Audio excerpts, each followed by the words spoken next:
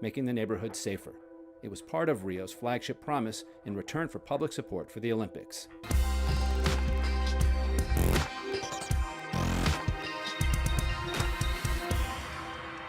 Pacification had another element, community outreach, like this Muay Thai class here in Andaray. Military policeman Rafael Matos teaches the basics to some young guys who might otherwise take jobs with the gangs, said jobs possibly entailing shooting at him. Em média, a gente trabalha com 70 jovens aí. Então, essa percepção ela é muito positiva, porque aqui, nesse local, os jovens tinham a polícia como inimigo. E hoje, com o projeto social de integração, tendo um policial dando aula para eles conseguem quebrar essa barreira de inimigo. There have been incidents where the military police have been involved in shooting and killing people within the favelas and shootouts and so forth. Do your students ever come to class and ask you questions about that, and what do you say? A comunicação é muito fácil, porque eles têm a oportunidade de ver de perto qual é o trabalho da polícia. Eles conseguem ver que a polícia não é inimigo. Violence is way up in Rio since the Games. Murders, robberies, gunfire, especially in the favelas. While en route to one, we stumble upon a standoff in another. Just stop. And definitely a great video. You should check it out when you have the time. You know, this, here's the link here. By the way, I'm gonna pop that up there. But, this is one of those things that, I've seen growing up in my local communities. And it's unfortunate that things like this can be so widespread, that systematic oppression. In particular, my interest in Brazil, and really just trying to bring change through sport, through football, is just one piece to the puzzle. I'm just one piece to a puzzle for things that have so much greater implications. And I truly don't know all of what God will do with that. When I watch videos like this and I think about the Olympics that took place in 2016 in Rio, one of the most dangerous, hostile cities in Brazil, let alone the world. When I think about, hearing these experiences that they've had where, the government has spent $500 million to bring about this Olympic Games on the backs of the people, and not only does it break my heart, but it brings a certain sense of awareness to, the purpose or what I may feel is the calling toward my life. What I love about, here in the United States that I find to be really valuable is that there's a lot of people campaigning. You look at people of wealth all across, entertainment business and political spaces and, scholars, people of great wealth, they find ways to invest into the community. And that's a common theme here in the United States. I'm not talking about everywhere. There's some places that still have a need. But for the most part, you see a lot of people giving back. Unfortunately, you don't hear that as much in Brazil.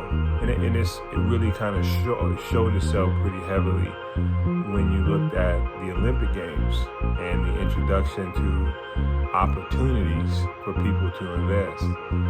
Howbeit the government spent all this money trying to make all these really lavish and incredible things happen. Unfortunately, you didn't see a lot of people take the effort or take the initiative to continue to further the vision. And what was the vision? To create opportunities for the poor. See, that's what it's all about. It's about giving people a space and an opportunity to thrive and to grow. Now, how is that possible? Well, Exhibit A, this gentleman who owns a Muay Thai establishment, he is training guys off the streets, giving them opportunities to not only express themselves, but you never know what may come about their lives that would give them an opportunity to find themselves in the MMA space or any of these other fighting organizations. That's just one piece to the puzzle. and it's unfortunate that it has to be to the extreme where you only see maybe 1% of them have that opportunity. But I still love that value in sports. And that's the whole point that I'm having this conversation right now, is because sports, it unites people. Me playing football, it gave me opportunities. I was able to see a bridge created that gave me an opportunity to go play university. Listen, academically, I wouldn't have been able to do it. I wouldn't have been able to go and get a scholarship. If it wasn't for football, I wouldn't be having this conversation with you, putting together words eloquently. No, I would have been somewhere scratching and clawing, trying to figure out what it is my purpose was. But God used sports as a tool to enlighten my life, to further my life. And I just want to see that for as many people as possible. I've seen success in my hometown. We have, since I left, we have 6 players from that little public high school with that 40-50% graduation rate percentage in urban community. We've had 6 guys go to the NFL since the time when, people weren't talking about that. That's just the 1%. You had guys go to university, and you've had women, men, women, all kind of people. You got people who have touched the Olympics coming from that school. But why?